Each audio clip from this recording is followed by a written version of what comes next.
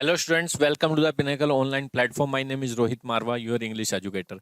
As you know that we have launched the second edition of SSC GD Constable 2024 book, in which you get 6,000 plus TCS MCQ. And one more good news for you students, we have also launched the video course of complete 6,000 plus questions. आपके लिए complete video course आ चुका है इस पूरी complete book का, अलग अलग section का, मैथ, रीजनिंग, जीएस, इंग्लिश, और मैं आपको पढ़ाने वाला हूं बच्चों इंग्लिश का सेक्शन। ठीक है, कंप्लीट वीडियो सोल्यूशन। जिन भी बच्चों को इस बुक को देखकर डाउट होता है, आप ये बुक को मार्केट से परचेज कर सकते हैं कि ये क्या आएगा या अमेजन से। ठीक है, कि कई बार हमें डाउट रहता है क्वेश्चंस में, जैसे सेंटेंस इंप्रूवमेंट हो गया कि ये ऑप्शन क्यों नहीं हुआ, क्लोज टेस्ट में 4 में से ये क्यों नहीं हुआ। This video course is going to help you. ठीक है, ये वीडियो कोर्स अब उन बच्चों के लिए बहुत हेल्पफुल होगा। चलो स्टार्ट करते हैं। हम ऑलरेडी बच्चों क्वेश्चंस कर चुके हैं 60। इसमें जैसे ही आप इंग्लिश सेक्शन ओपन करोगे, कॉमन एरर्स के क्वेश्चन हो चुके हैं। ठीक है, अब सेंटेंस इंप्रूवमेंट की सीरीज चल रही है, तो आ जाइए। ठीक है, इंप्रूव करना है, ये जो लिखा हुआ है और इसमें ऑप्शंस है। सबसे पहले आपको खुद सोल्व करने का ट्राई करना है इसको, ठीक है, कंप्लीट को, और फिर आपको वीडियो सॉल्यूशन देखना है। और किसी भी क्वेश्चन को सोल्व करना है तो आपको अपना मदर टंग में पूरी लाइन को पहले रीड करना है कि लिखा क्या हुआ है, क्या पता रीडिंग से आपको समझ आए कि ये एरर है। बाद में कोई टेंस वर्ब का एरर लगाना है, नाउन प्रोनाउन का। ठीक है, क्या लिखा हुआ है? Over 80% of India transportation fuel are exchange. 80% है जो इंडिया का फ्यूल आता है ट्रांसपोर्ट का, इधर से होता है एक्सचेंज। देखो पहली बात तो ये है स्टूडेंट्स, 80% ऑफ, इसमें वर्ब सही करनी है, ये आर आएगी या इज आएगी, पहली तो ये है। तो मैं आपको, कभी भी आपने ये कॉन्सेप्ट सीखा होगा प्रीपोजिशन बेस, जैसे मैं कई बार बता चुका हूं। अगर मैं किसी भी सेंटेंस को इतना एक्सटेंड करके लिखता रहूं, द वाटर ऑफ रिवर्स, देखो स्टूडेंट, इन इंडिया, कितना भी बड़ा कर लो, इन एशिया। अब वर्ब की बारी आती है स्टूडेंट, बताना इज आएगी या आर आएगी, बताओ। और नाउन जहां जहां मिल रहे हैं ना, नाउन का काम है स्टूडेंट सेंटेंस के अंदर सब्जेक्ट बनना या ऑब्जेक्ट बनना, क्योंकि किसी भी इंग्लिश लाइन को इस तरह लिखा जाता है, सब्जेक्ट वर्ब ऑब्जेक्ट। नाउन या प्रोनाउन यहां आते हैं, बीच में आती है वर्ब, क्योंकि सब्जेक्ट को कोई काम धंधा नहीं करोगे तो इंग्लिश की लाइन ही नहीं बनेगी। कोई ना कोई वर्ब हो रही है, कोई एक्सचेंज हो रहा है, कोई लिख रहा है, कोई खा रहा है, कोई पी रहा है। ठीक है, वर्ब। तो अब ये नाउन है, ये भी नाउन है, ये भी नाउन है, ये भी नाउन है। नाउन पे लिखो सब्जेक्ट है या ऑब्जेक्ट है, आपको पता है प्रीपोजिशन के पीछे लिखा हो, ये भी प्रीपोजिशन के पीछे, ये भी प्रीपोजिशन के पीछे। तो जो वर्ब के बाद नाउन लिखे जाते हैं वो भी स्टूडेंट्स ऑब्जेक्ट होते हैं, और जो प्रीपोजिशन के पीछे नाउन लिखे जाते हैं वो भी स्टूडेंट ऑब्जेक्ट। आगे इतनी बात समझ, वो भी ऑब्जेक्ट होते हैं। तो ये रिवर्स ऑब्जेक्ट है एक तरह से, वर्ब आती है सब्जेक्ट की ओर, तो वाटर है सब्जेक्ट। ऐसे ही इस सेंटेंस में अगर आप देखोगे, इंडिया का ट्रांसपोर्टेशन ऑफ के पीछे है फ्यूल, इंडिया ट्रांसपोर्टेशन फ्यूल, ये रहा सब्जेक्ट। ठीक है, और ऑफ से पहले क्या रह गया? 80%। अब स्टूडेंट 80% ऑफ किसी भी चीज का, जैसे स्टूडेंट्स का, इज या आर। अब आप बताओ, आप वही कहोगे ये प्रीपोजिशन का ऑब्जेक्ट है तो सब्जेक्ट सर 80% है। बट बेटा 80% 30% की कोई वर्ब नहीं होती, क्योंकि 80% 30% कोई डिफाइन नहीं है, सिंगुलर वर्ड है या प्लूरल वर्ड है। वाटर तो डिफाइंड है, राम शाम तो डिफाइन है, ही शी तो डिफाइन है।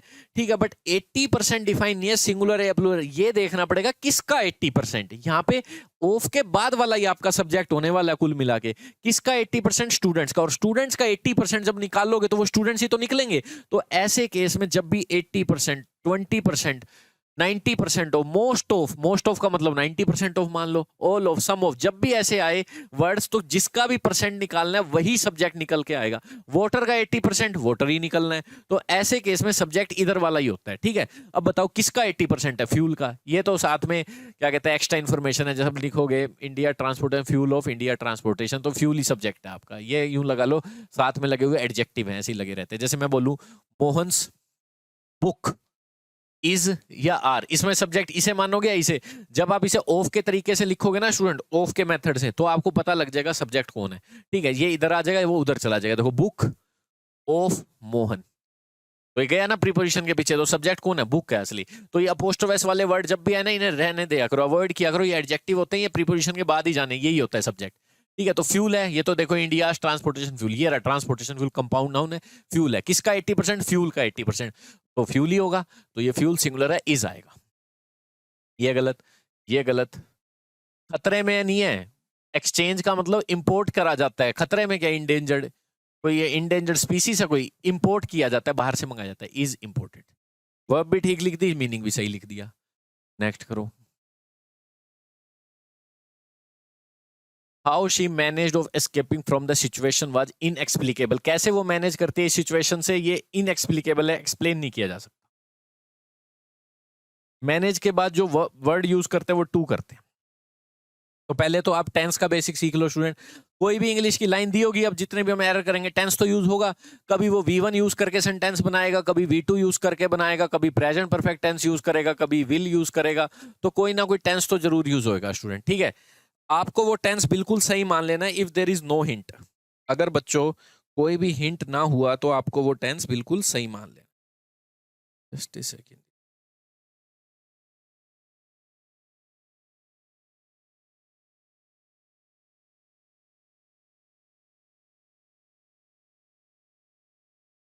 हाँ जी, क्या बता रहा हूं मैं।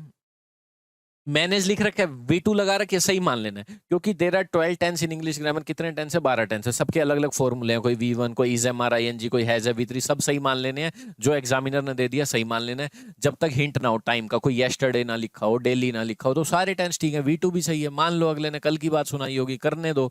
How she manage of, manage के बाद अब एडवांस वर्ब सीख लो स्टूडेंट्स। एक क्लोज है, सिंगल क्लोज। सिंगल क्लोज में एक सब्जेक्ट एक वर्ब आ सकता है। अगर आपको एक और सब्जेक्ट और एक और वर्ब लिखनी है, then you need to use conjunction. कोई कंजंक्शन यूज करनी पड़ेगी आपको, एंड, बट, ये सब।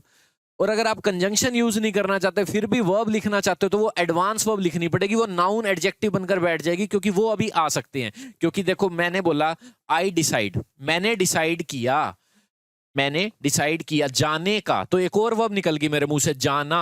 तो अब दो वर्ब तो साथ आ नहीं सकती, एक क्लोज में एक ही वर्ब आ सकते हैं। तो इसको नाउन बना लो, क्योंकि नाउन अभी आ सकता है। आई डिसाइड वट, नाउन आ सकता है ना, ऑब्जेक्ट तो आ सकता है। तो नाउन बनाने का तरीका है, V1 के आगे टू लगा दो, कुछ V1 के आगे ING लगा दो, तो इसे कहते हैं जेरेंड, इसे कहते हैं इन्फिनिटिव। तो ये आगे जाने की सेंस में इन्फिनिटिव आता है, आई डिसाइड टू गो। पर याद रखना, ये प्योर नाउन नहीं है तो वर्ब। तो ये वर्ब के बाद दोबारा से ऑब्जेक्ट एडवर्ब आने शुरू हो जाते हैं, गो, देयर, वट, ये सब। तो ये जो एडवांस वर्ब कितनी भी आ सकती है, वर्ब एक ही आ सकती है। तो एक मेन वर्ब आ गई, ये एडवांस वर्ब मानी जाएगी, टू एस्केप। और मैनेज के बाद आगे ऑफ एस्केपिंग नहीं होता, मैनेज के बाद टू एस्केप ही लिखते हैं, आगे जाने की सेंस आती है टू एस्केप। तो ये आपकी एडवांस वर्ब होगी, एक मेन वर्ब होगी। देख लो ये किसमें ऑप्शन, ये लो, manage to escape from. Manage of नहीं होता, टू एस्केप फ्रॉम। ये आपकी रीडिंग स्किल बताएगी आपकी, टू एस्केप होता है। नेक्स्ट क्या कह रहा है, क्वेश्चन टैग। आपको बताना है question tag. Nishita rights very well, didn't see. अब क्वेश्चन टैग बनाना है, इस सेंटेंस का क्वेश्चन बनाना है स्टूडेंट। और क्वेश्चन कैसे बनता है, हेल्पिंग वर्ब आगे आ जाती है, सब्जेक्ट इधर हो जाता है और क्वेश्चन मार्क लग जाता है, और पॉजिटिव का नेगेटिव बनता है क्वेश्चन टैग। ये पता होना चाहिए। जैसे बहुत ज्यादा ठंड है कि नहीं, क्योंकि हम सामने वाले से रिस्पॉन्स लेते हैं और रिस्पॉन्स हमेशा उल्टा होता है।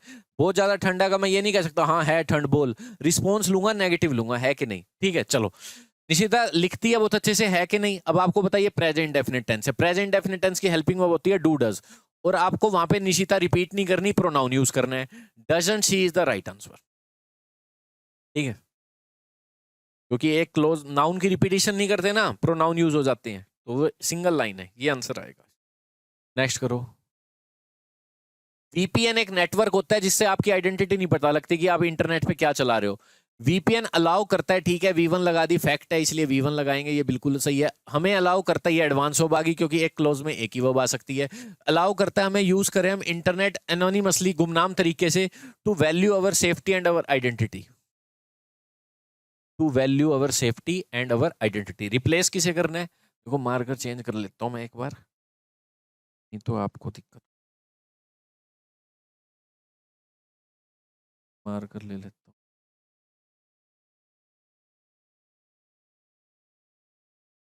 रिकॉग्नाइज ही नहीं हो रहा, एक सेकेंड।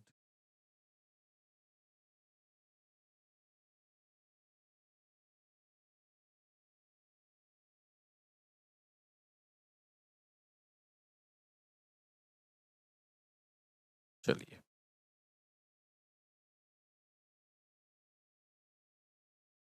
हाँ जी, देखो VPN अलाउ करता है हमें यूज करें हम इंटरनेट।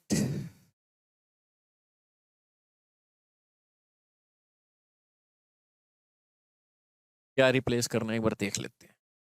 हाँ जी, VPN अलाउ करता है कि हम यूज करें इंटरनेट एनोनिमस, का मतलब होता है गुमनाम तरीके से, to value our safety. To value our safety को रिप्लेस करना है स्टूडेंट। हाँ, तो इसको देख लो क्या रिप्लेस करेगा, वैल्यू अवर सेफ्टी। सही लग रहा है आपको? डेरोगेट का मतलब होता है किसी की अपमान करना, डेरोग अपमान कर रहे हो अपनी सेफ्टी का। रैशनलाइज का मतलब होता है किसी चीज को ऑर्डर में बिठाना या फिर रीजन देना, किसी चीज का रीजन देना हमारी सेफ्टी का। इंप्रूव, सेफ्टी इंप्रूव नहीं होती, सेफ्टी इंश्योर होती है, सुनिश्चित होती है, प्रॉमिस दिया जाता है कि आपकी सेफ्टी बनी रहेगी। वीपीएन हमें ये अलाउ करता है। टू वैल्यू अवर सेफ्टी की जगह लिखो टू इंश्योर अवर सेफ्टी, ये लाइन बिल्कुल सही है। बाकी इंप्रूव नहीं हो रही, सेफ्टी को इंप्रूव नहीं करवानी, हमें सुनिश्चित करवानी है। तो ये सेफ्टी को प्रॉमिस देता है वीपीएन, जब आप वीपीएन से कोई चीज चलाते हो तो। नेक्स्ट, हाँ, during the lockdown many families were barely able to make both the ends meet. Lockdown के दौरान, ये प्रीपोजिशन का ऑब्जेक्ट हो गया, अब इन्होंने पास्ट टेंस में बता दिया, बताने दो। If there is no hint all tense are correct. Many families were, barely का मतलब मुश्किल से, एबल थी to make both hands meet. Make both hand the meet का मतलब एक ईडियम होता है स्टूडेंट, इसका मतलब होता है अपना गुजारा करने लायक पैसे होना। मुश्किल से गुजारा कर पाती थी। अब आ जाओ देखते हैं, were many families, families plural है, वर आएगा। कर सकती हैं, कुड मेक, बेयरली भी हटा दिया, कुड मेक आ नहीं सकता, कुड फ्यूचर की पॉसिबिलिटी बताता है कि ऐसा हो सकता है, बेयरली लगाना जरूरी है, ना के बराबर। ठीक है, आगे देखते हैं। रिप्लेस करना ही करना है ना कोई तो रिप्लेस करना ही है, ये कह रहे हैं। ठीक है, रिप्लेस करके दिखाना ही दिखाना है, क्योंकि नो सब्स्टिट्यूशन तो है नहीं। कैन मैनेज, मैनेज कर सकती हैं। पर मेकिंग, मेकिंग ये कोई फ्रेज नहीं है। बेयरली मैनेज करा उन्होंने अपना गुजारा करना, ये ठीक है। Barely manage to make ends meet, ये बिल्कुल सही है। तो ये चीज इसको रिप्लेस कर देगी, एबल टू को बेयरली मैनेज किया उन्होंने, ये ठीक हो जाएगा। क्योंकि रिप्लेस तो करना ही है, यही एग्जैक्ट इसका वो देगी सेंस। बेयरली एबल टू का मतलब होता है अपना गुजारा कर पाना। तो यही सेंटेंस बिल्कुल सही है कि वो मुश्किल से गुजारा कर पाते थे, अपने दोनों गुजारा करने के लिए बड़ा मुश्किल होता था। बेयरली का मतलब मुश्किल से, ना के बराबर। मैनेज कर पाए, बेयरली। बेयरली का मतलब ये होता है जैसे आप बहुत ज्यादा थके हुए फिर भी आप खड़े हो गए, बेयरली इसी तरह काम कर ही दिया, चाहे मुश्किल से किया पर कर दिया वो काम। ठीक है, तो यही है। नेक्स्ट करो। टू इंश्योर पीस एंड काम, इंश्योर का इंश्योरेंस थोड़ा करना है, या तो इंश्योर आएगा, प्रोमिस देना, गारंटी देना, इंश्योर होता है, ये वाला वर्ड यूज होता है। एक होता है एश्योर, किसी की सांत्वना देना, किसी को सिंपैथाइज करना, किसी को भाई चुप हो जा, रो मत, तो एश्योर, वो होता है एश्योर। तो यहाँ इंश्योर सही है, प्रोमिस देना, पीस एंड काम। टू इंश्योर गलत। ठीक है, तो यही आएगा, टू इंश्योर, ये बिल्कुल सही है। ठीक है, और टू प्लस V1 से भी सेंटेंस स्टार्ट हो सकते हैं, आईएनजी से भी सेंटेंस स्टार्ट हो सकते हैं, इन्हें कहते हैं एडवांस वर्ब वाले नाउन। जैसे मैंने एक सेंटेंस लिखा बेटा, read is a good habit, ये गलत हो जाएगा, read is a good habit, बिल्कुल गलत है ना ये लाइन। क्यों गलत है? बिकॉज रीड आपका सब्जेक्ट है, और सब्जेक्ट रीड है, तो आपको पता है सब्जेक्ट बेटा क्या होता है, वर्ब तो सब्जेक्ट हो नहीं सकती है, तो वर्ब है, इसे नाउन बनाना पड़ेगा। तो अब इसे नाउन बनाओगे, या तो आईएनजी लगा दो तो हाँ नाउन बन जाता है, V1 के पीछे आईएनजी लगा दी जाए तो वो एक नाउन बन जाता है। पर कैसा नाउन होता है? जिसमें वर्ब वाले काम भी होते हैं, आगे ऑब्जेक्ट ले लेगा ये, रीडिंग बुक्स, या फिर उसका आगे टू लगा दो, to read is a good habit, ये भी सही है। तो ये वही एडवांस वर्ब वाला सब्जेक्ट है, ये एक सब्जेक्ट है, जो वर्ब दी हुई थी इंश्योर, ठीक है, उसे नाउन बना दिया टू लगा के, और ये अपना को वर्ब मानता है, ये इसको ऑब्जेक्ट है। चलो ठीक है, या फिर इसे ऐसे भी पढ़ सकते हो, the government imposed a countrywide curfew for 3 days to ensure peace and calm. इसे बाद में भी लिख सकते हो एडवर्ब बनाकर, ये एडवर्ब का ही काम कर रहा है यहाँ पे, वाई। ठीक है, टू इंश्योर। पर ये तो सीख लो, इंश्योर नहीं आना था, इंश्योर होता है किसी का इंश्योरेंस करना हो, यहाँ पे लोगों को प्रोमिस करना है, तो यही वर्ड यूज होगा। नेक्स्ट, ये करिए। The surveyor wrote a report on the property. Surveyor वो होता है जो प्रॉपर्टी वगैरह जो होती है उसे पूरा क्या कहते हैं, इवेल्युएशन करता है कि यहाँ ठीक है या नहीं है यहाँ पे काम करना। रिपोर्ट बनाई उसने प्रॉपर्टी पे after doing an on field evaluation. On field evaluation, evaluation इसको रिप्लेस करो, ऑन साइट से कर सकते हो। साइट वही होती है जहाँ पे कोई प्लेस होता है जहाँ पे कुछ भी करना है, यही ठीक है। ऑन साइट असेसमेंट, असेसमेंट का मतलब यही होता है जजमेंट, मूल्यांकन, असेसमेंट। ठीक है, यही बिल्कुल इसको रिप्लेस करेगा। अगला करो। वेंट पास्ट टेंस में अगले ने बता दिया, मान लो चुपचाप, because there is no hint, V2 मान लो कि कल की बात करें, पर आगे भी पास्ट होना चाहिए। फिर मैं वहां गया था गुड बाय कहने उसको, बट ही रिफ्यूज, यहाँ रिफ्यूज आएगा, बस इतना सा था। क्योंकि मेन क्लोज पास्ट है तो सारा पास्ट में ही चलेगा ना, सारी कहानी पास्ट में ही चलेगी, ये ठीक है। ये गलत, इन नहीं आता, रिफ्यूज के बाद एडवांस वर्ब टू मीट ही आती है, he refuse to go, he refuse to meet. ठीक है, एक क्लोज, ये सिंगल क्लोज है, इसमें एक ही वर्ब आ सकती है, बाकी एडवांस वर्ब आएगी, आगे जाने के लिए 2V1 ही आती है, एडवांस वर्ब कहते हैं इसे। As a student of medicine, मैं मेडिसिन का स्टूडेंट हूँ, ठीक है, तो आपको क्या याद करना पड़ेगा? टर्मिनोलॉजीज याद करनी पड़ेंगी बाय हार्ट। बाय हार्ट का मतलब पूरी याद होनी चाहिए आपको, पूरा दिमाग में होनी चाहिए बाय हार्ट, ठीक है। You have to learn the terminologies. Terminology होती है ना मेडिसिन में, इस दवाई का नाम, उस दवाई का नाम, बड़े अलग अलग से नाम होते हैं, तो उन्हें एक्सप्रेशन भी कह सकते हैं हम, स्पेशल एक्सप्रेशंस, ठीक है। अजीथोमाइसिन, पता नहीं क्या क्या मेडिसिन की टर्मिनोलॉजी है, इसे क्या कहते हैं, बाइकार्डिया, वाइकार्डिया आपने सुनी भी होगी कई चीजें, ठीक है। तो मेडिकल टर्मिनोलॉजीज मतलब टर्म्स, डेफिनेशंस, उन्हें कहते हैं स्पेशल एक्सप्रेशंस, ये याद होने चाहिए भाई। तो यही है जो इसको रिप्लेस करेगा। स्टूडेंट्स के बाद रैन लिखी हुई है, रन की सेकंड फॉर्म है, रैन लगाने दो second form, because there is no hint, all tense are correct, ठीक है। V2 भी सही, V1 भी सही, क्योंकि ये भी तो एक फॉर्मूला है टेंस का, तो सही है ये भी।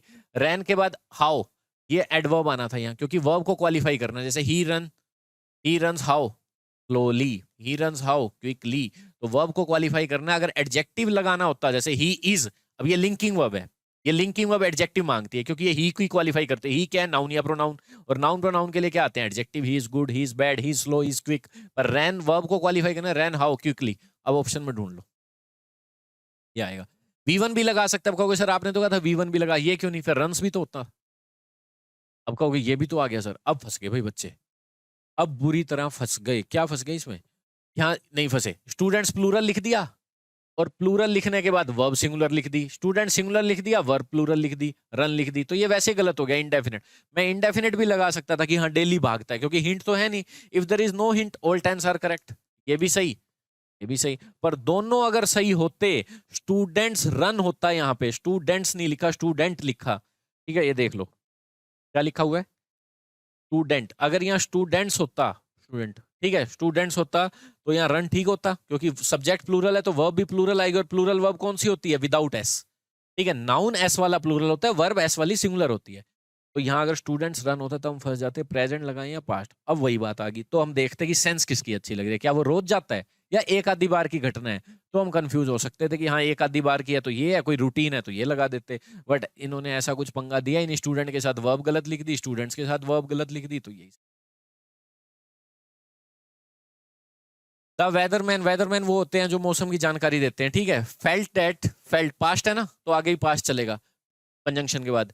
It was more hotter day today, more hotter. लो आपको पता ही है कंपेरिटिव डिग्री कब लगती है? जब कंपैरिजन कर, ठीक है, जैसे गुड, बेटर, बेस्ट। ये कब लगाते हैं? जब एक ही जने की बात करनी, you want to talk about a single person, he is a good boy. ये कब लगाते हैं? When you want to talk about two persons, he is better than Mohan. ये कब लगाते हैं? जब कईयों में से अच्छा बताना हो, ठीक है, ऐसे ही करते हैं। तो बेटर लगा दिया मान लो, तो यहाँ भी कंपैरिजन हो रहा है। कई कहोगे देन तो लगा नहीं हुआ, देन होता है, ये जरूरी नहीं है, आपको अपने आप कंपैरिजन देखना होता है। ही इज बेटर देन मोहन, तो देन लग गया, बेटर आ गया, दो जने हैं ना तो बेटर आ गया, ठीक है। अब मैं आपको ये बता रहा हूँ स्टूडेंट्स, कई बार क्या होता है, जैसे देन नहीं लगा होगा फिर भी कंपैरिजन हो रहा होता है। I will call you later, ये कंपैरेटिव डिग्री है, लेटर, तो बताओ कहाँ है देन? इसका मतलब है तुम्हें बाद में कॉल करूंगा, अभी नहीं बाद में करूंगा, तो अब से कंपैरिजन है। The weather is becoming hotter day by day, कहाँ है देन? फिर भी होटर आया ना, कि इस दिन के उस दिन से कंपैरिजन हो रहा है, यहाँ भी हो रहा है। वेदरमैन ने फेल किया कि डे और ज्यादा होटर है, पर मोर मत लगाओ, वही बात आ गई। अगर बेटर लगा रहे हो तो मोर क्यों लगा रहे हो? क्योंकि कंपैरेटिव डिग्री आप डबल कर रहे हो। हाँ कुछ वर्ड ऐसे होते हैं जिनका ER से नहीं बन पाता, जैसे ब्यूटीफुल है, ये दो सिलेबल वर्ड है, इसके पीछे एक सफिक्स लगा हुआ है फुल। इंटेलिजेंट के पीछे एक सफिक्स लगा हुआ है जेंट, इनका नहीं बन पाएगा ER से, ब्यूटीफुलर, ब्यूटीफुलेस्ट, तो आपको मोर लगाना पड़ता है। पर होटर का तो बन रहा है होटर, तो मोर क्यों लगा रहे हो? डबल कंपैरिजन कर रहे हो, ठीक है। तो यही था, ये लगाओ बस, it was voter today. Voter क्यों लगा?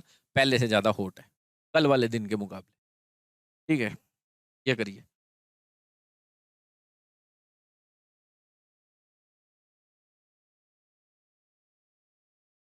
If we have to sending a mail today we shall get a reply in 2 days। If we send a mail today, चलो कंडीशनल सेंटेंस। आपने टेंस पढ़े होंगे स्टूडेंट, जिसमें फर्स्ट कंडीशन होती है if के साथ, इफ वाले क्लोज के साथ प्रेजेंट डेफिनेट टेंस लगता है, तो मेन क्लोज के साथ विल शैल प्लस V1 लगता है। दोनों जगह विल नहीं लगते, बेशक से सेंस दोनों में फ्यूचर की आती है, क्योंकि वो दोनों आपस में डिपेंड कर जाते हैं ना, तो एक को प्रेजेंट में रोकना पड़ता है, फैक्ट बना देते हैं, ठीक है। अलग अलग लिखोगे तो आप ऐसे लिख सकते हो, आई विल स्टडी, मैं पढ़ूंगा, आई विल पास, मैं पास हो जाऊंगा। बट इन दोनों को डिपेंड करवा दो स्टूडेंट्स एक दूसरे से, क्या करवा दो आप? डिपेंड। अगर मैं पढ़ूंगा तो पास हो जाऊंगा, अगर if I will study I will pass, if I will study I will pass, तो ये आपका गलत हो जाएगा। If I will study I will pass, ये गलत है। क्यों गलत है? क्योंकि यहाँ पे आपने क्या कर दिया, दोनों जगह विल लिख दिया। दोनों बातें एक दूसरे का डिपेंड करके फ्यूचर में नहीं भाग सकती। विल शैल का काम है पॉसिबिलिटी बताना, एक को फैक्ट बनाना पड़ेगा। किसको? इफ वाले क्लोज को। तो यही है, इफ वाले में प्रेजेंट इंडेफिनिट टेंस लगाना पड़ेगा। इन्होंने क्या लगा दिया, इफ यू हैव टू, और हैव टू, टू के बाद तो V1 आते हैं, वही एडवांस हो गया, टू सेंडिंग, वैसे ही गलत है। ठीक है, इफ के साथ विल नहीं आता, विल उधर आता है, विल शैल आ चुका ना वहां, हाँ ये गलत। वुड सेंड गलत।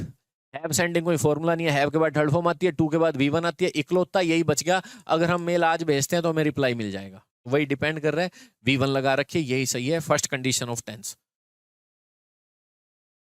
There is a few rice left, थोड़े बहुत राइस पड़े हैं कुकर में। फ्यू यूज होता है बेटा, फ्यू एक डिटर्मिनर है जो नाउन से पहले लगते हैं, चाहे आप इन्हें एडजेक्टिव बोल लो। काउंटेबल नाउन से पहले, वो भी प्लूरल वाले काउंटेबल। बॉयज काउंटेबल दो तरह का होता है, सिंगुलर प्लूरल, बॉय बॉयज दोनों काउंटेबल है। फ्यू बॉयज प्लूरल, मैनी भी कहां लगता है? Plural, many boys. But much और लिटिल कहां लगते हैं? अनकाउंटेबल नाउन से पहले, मच वाटर लिटिल वाटर। आजो बस अब खत्म। There is few rice left in the cooker, हाँ ये गलत। एनी राइस की सेंस नहीं आ रही, वो नेगेटिव होता सेंटेंस, तब लिख देते नोट एनी। लेस यूज होता है कंपैरिजन करना हो जब, लेस देन, क्योंकि लिटिल एक पॉजिटिव डिग्री है और लेस एक आपकी कंपैरेटिव डिग्री है, लीस्ट सुपरलेटिव डिग्री है। अब बताओ, in the cook, on the cooker वैसे भी गलत हो गया, इसलिए लेस से कंपेयर ना करना। लिटिल राइस, भाई लिटिल पड़े हैं, लिटिल का मतलब ए पहले से ही पड़ा है, ए लिटिल का मतलब थोड़े बहुत राइस ही पड़े हैं। लेस तब आएगा जब कंपैरिजन हो, देन लगता है ज्यादातर इसके साथ, लिटिल लेस ले। देखो लिटिल एक पॉजिटिव डिग्री का एडजेक्टिव मान लो या डिटर्मिनर, लेस वो लेस वही कंपैरेटिव डिग्री, जब देन लगेगा लीस्ट सुपरलेटिव होगी। सिर्फ कम बोलना, ये किसी चीज से कम, ये सबसे कम, ये ठीक है। तो यहाँ कम ही बोलना है। और ए लिटिल का मतलब होता है थोड़े बहुत, लिटिल होता तो ना के बराबर पड़े होते, थोड़े बहुत पड़े हैं, ए लगा हुआ है, लिटिल आएगा, क्योंकि राइस एक अनकाउंटेबल वर्ड है, चीनी की तरह, पानी की तरह। ठीक है, नेक्स्ट। द थीफ, ये हु किसके लिए आया है? देखो ये, देखो स्टूडेंट्स, ये हु कंजंक्शन भी है, और इस सेंटेंस का, इस क्लोज का सब्जेक्ट भी है। इन्हें कहते हैं प्रोनाउन प्लस कंजंक्शन का काम करने वाले वर्ड। थीफ, हु, नाउन के लिए जो वर्ड आया है आते हैं उन्हें भी क्या कहते हैं? प्रोनाउन। थीफ को ही तो कहा गया हु, और जो वर्ब का सब्जेक्ट होते हैं वो भी क्या होता है? प्रोनाउन। इसलिए इसे कहते हैं प्रोकॉन, प्रोनाउन प्लस कंजंक्शन।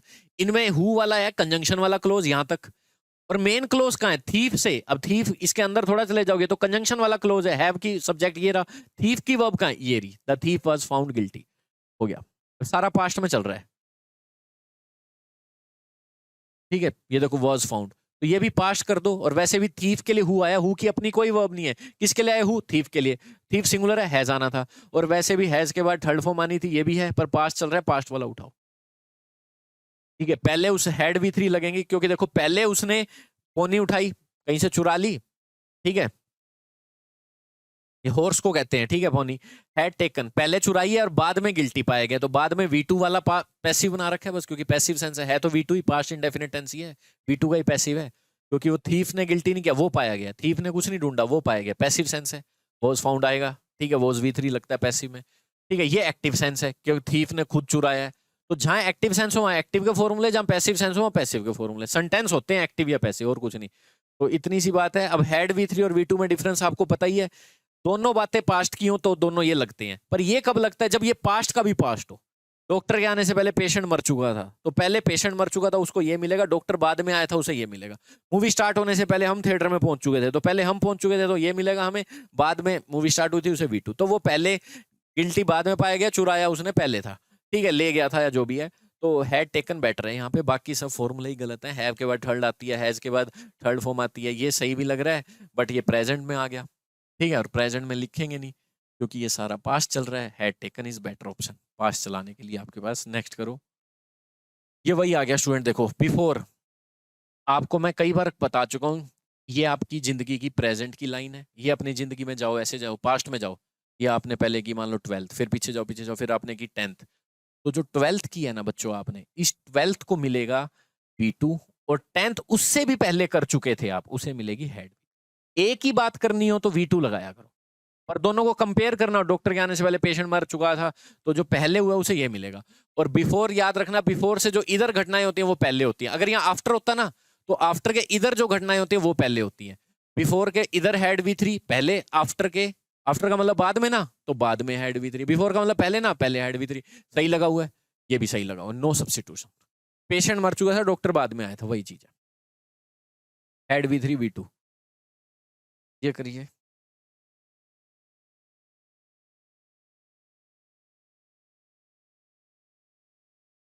पेशेंट्स के लिए आ गया हु, पेशेंट्स के लिए हु आ गया, ये हो गया इसका ये क्लोज एंड दोज विद, ठीक है। Patients who do previous, do क्या होता है, उनको करे हैं उन्होंने प्री हार्ट अटैक, हैड होता है।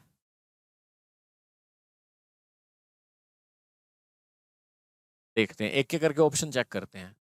ये भी हैव हैड है, ठीक है। ये भी हैव हैड है जिनके पास रह चुके हैं, जिनको हैव प्लस थर्ड फॉर्म है, रह चुके हैं, हैड का मतलब होना, ठीक है।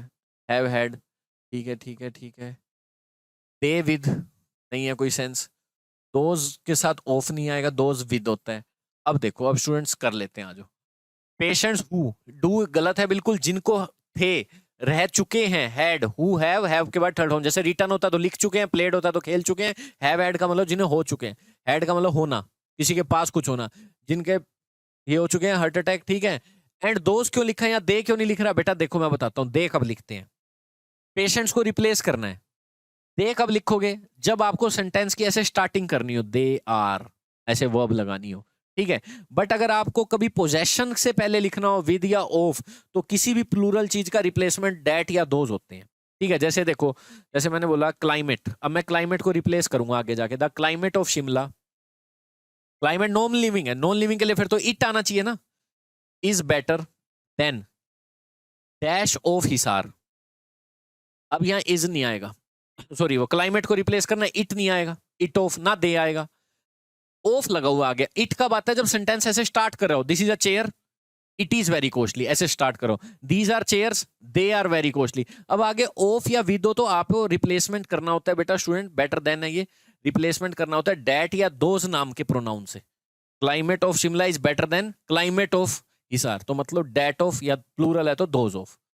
ऐसे यहाँ पे क्या है, पेशेंट्स के बाद सीधा सेंटेंस नहीं चल रहा जो मैं दे लगा दूं, यहाँ पे इसके साथ विद लगा हुआ है, तो दोज विद कार्डियक फेलियर, या ऑफ लगे या विद लगे तो उससे पहले डैट या दोज, सिंगुलर हो तो डैट, प्लूरल है ना पेशेंट तो दोज, ठीक है। सेंटेंस ऐसे चल रहा होता है, जैसे ये सेंटेंस ऐसे चल रहा है, दीज आर चेयर्स, लिख दिया, दे आर कॉस्टली, तब आ सकता है दे, ऐसे सेंटेंस की स्टार्टिंग में वर्ब से पहले लिखना हो तो।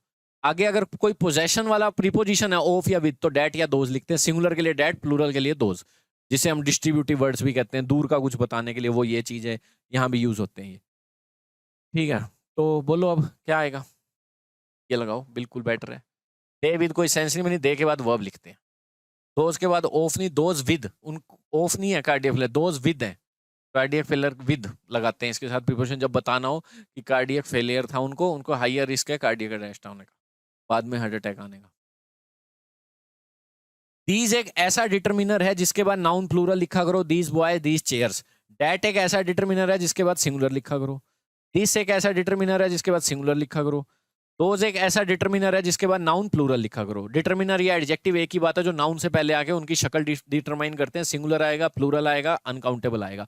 वी होप प्रेजेंट है, लगाने दो, वी होप दीज मेजर्स आएगा, बाकी खत्म ही हो गया, ठीक है। हम ये V1 है तो आगे विल वुड नहीं होगा क्योंकि मेन क्लोज प्रेजेंट में है, तो वुड करने की जरूरत नहीं है, तो जो टेंस लिखा हुआ है सही मान लो। वी के बाद ये नहीं आ सकता, दोज कहां से आ गया, दोज के बाद प्लूरल आता है, ये कोई सेंस नहीं बनी, मॉडल के बाद ING नहीं आता, बिल्कुल सही है। वीडियो को पॉज करके आपको पहले खुद करना पड़ेगा बच्चों, ये करिए।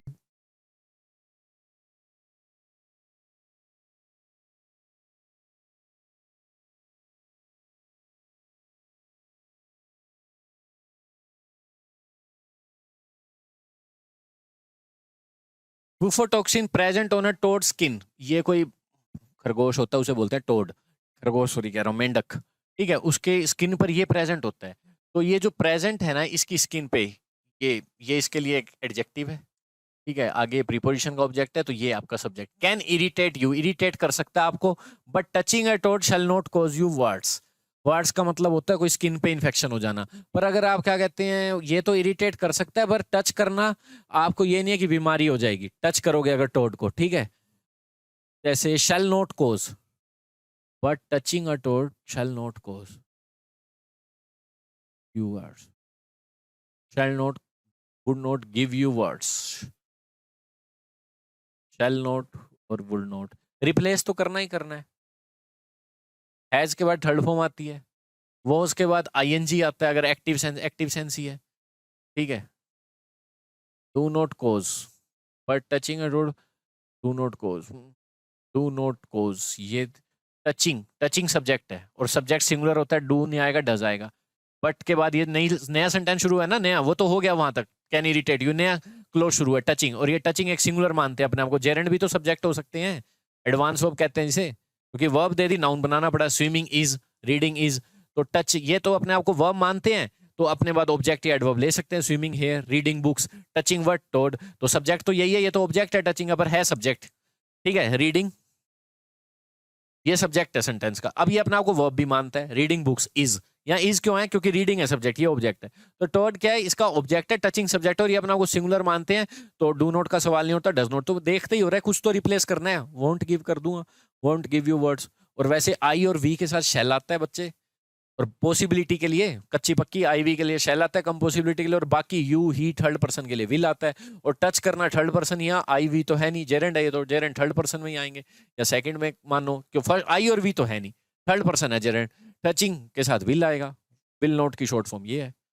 बस हो गया, रिप्लेस तो करना ही था कोई, ये करिए। मैनेजर साहब दिख रहा है, सिंगुलर है, हैव नहीं आ सकता, हैव गोट कर दो खत्म, कुछ और है तो देख लेंगे, टेंस यूज करना है तो। The manager have got hot under the collar when the worker demand higher wages. इसका मतलब क्या है स्टूडेंट्स, इसका मतलब सिंपल सा है कि भैया इरिटेट, देखते हैं, दिमाग खराब हो जाना होगा, इस इडियम का मतलब और कुछ नहीं है। Demanded, when the worker demanded, V2 है, प्रेजेंट आ ही नहीं सकता, पास्ट की बात है।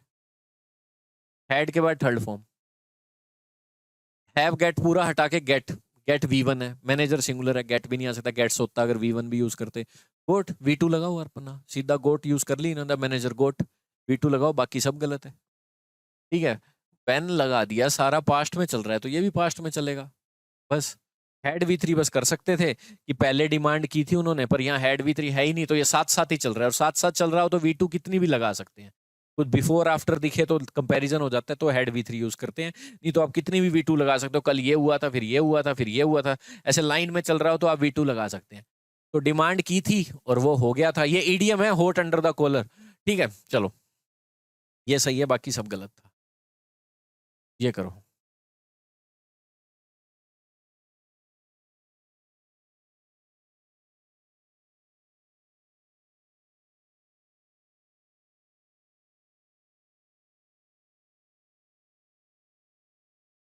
हाँ जी बताओ चलो। मिस्टर सक्सेना ने हैज लगा के थर्ड फॉर्म यूज कर ली, परफेक्ट टेंस है, जो भी है ठीक है, चलने दो, कोई नहीं। If there is no hint all tense are correct. Has spout, spouse का मतलब होता है किसी आइडिया को सपोर्ट करना, स्पाउस का मतलब सपोर्ट एन आइडिया, बिलीव कि भाई फेमिनिज्म को सपोर्ट करता है, इस आइडिया को सपोर्ट करता है, ठीक है, जो भी है, ठीक है, कोई भी, तो ये उस लिए यूज होता है, ये वर्ड कोई अडोप्ट करने के लिए यूज नहीं होता। ऑर्फेनेज का मतलब अनाथालय से जो चाइल्ड, स्पाउस नहीं, अडोप्ट किया है उसने, अडोप्ट, साफ दिख रहा है। ऑर्फेनेज की जगह जो होती है वहां बच्चे अडोप्ट किए जाते हैं, अडेप्ट नहीं किए जाते, ढालना नहीं है, एक्सेप्ट नहीं करे जाते। अडेप्ट ये तो एडजेक्टिव होता है, इसका मतलब होता है स्किलफुल, अडेप्ट टी नहीं। तो सिंपल है क्वेश्चन, बहुत आसान था ये तो। एस्पोज का मतलब भी आप कहोगे किसी को गोद लेना होता है, गोद लेना, पर ये गलत हो जाएगा आपका, ये आइडिया को सपोर्ट करना होता है, अडोप्ट ना करना, अडोप्ट आइडिया करते हैं या सपोर्ट आइडिया को करते हैं।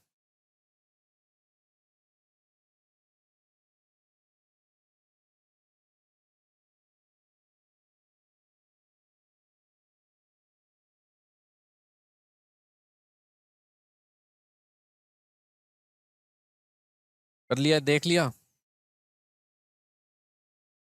हाँ जी।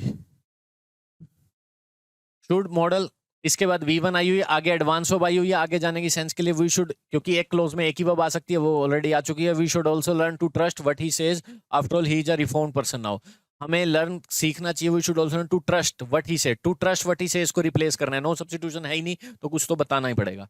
हमें सीखना चाहिए टू ट्रस्ट करना व्हाट ही सेज, जो भी वो कहता है। नो पेन नो गेन गलत है, no pain no gain. Wrap our head around something, ये कोई मतलब नहीं है। मेक मैटर्स वर्स, ये कोई मतलब नहीं है। To wrap our heads around का मतलब होता है कुछ समझना होता है, इसका मतलब। To give someone the benefit of the doubt, ये बिल्कुल सही है, हमें उस आदमी का भी ट्रस्ट करना चाहिए। जैसे कोई आदमी है, उसकी गलत बातें और एक सही बात है, हमें पहले सही बातों पे ट्रस्ट करना चाहिए, गलत बाद में देख लेंगे। To give someone the benefit of the doubt, भाई उसका डाउट है फिर भी उसे बेनिफिट देना चाहिए। हम we should also learn to trust what he says, क्योंकि वो बदल चुका है। तो यही इस लाइन का रिप्लेस करके ईडीएम है, benefit of the doubt. Give someone the benefit of the doubt, ठीक है, किसी पे ट्रस्ट करना कहलाता है। ये ईडीएम था बस, और कुछ नहीं है।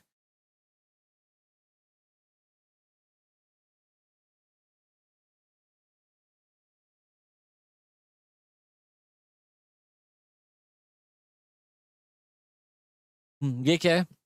N unexpected power failure which happened besides the recording. Besides का मतलब तो के अलावा होता है, extra. I have a bike besides a car, के अलावा, ऐसा तो नहीं है यहाँ। अनएक्सपेक्टेड पावर फेलियर हो गया। ड्यूरिंग द रिकॉर्डिंग कह सकते हो, इसने सबका दिल दुखा दिया। ड्यूरिंग द रिकॉर्डिंग देख लो अब। Between the recording, among the recording, कोई बांटना थोड़ा, बिटवीन तो यू एंड मी लिखते हैं, अमंग कईयों में, अमंग द रिकॉर्डिंग कुछ बांटना हो, among the students. Happen during, ये बिल्कुल सही है। अंटिल की कोई सेंस नहीं है कि जब तक की रिकॉर्डिंग नहीं हुई, ये तो कंजंक्शन है, इसके बाद पूरा क्लोज चलता है। ड्यूरिंग, रिकॉर्डिंग के दौरान, इसने सबका दिमाग खराब कर दिया, यही बिल्कुल ठीक है। ये करो।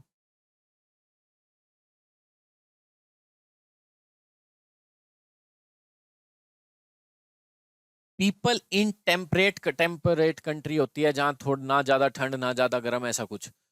पीपल, ये प्रीपोजिशन, प्रीपोजिशन के बाद ये ऑब्जेक्ट, और ये आ गई आपकी वर्ब। इस ये प्रीपोजिशन के बाद फालतू की एक्स्ट्रा इन्फॉर्मेशन है, इसे छोड़ देना। पीपल आपका सब्जेक्ट है, इसके लिए वर्ब भी सही है, पे।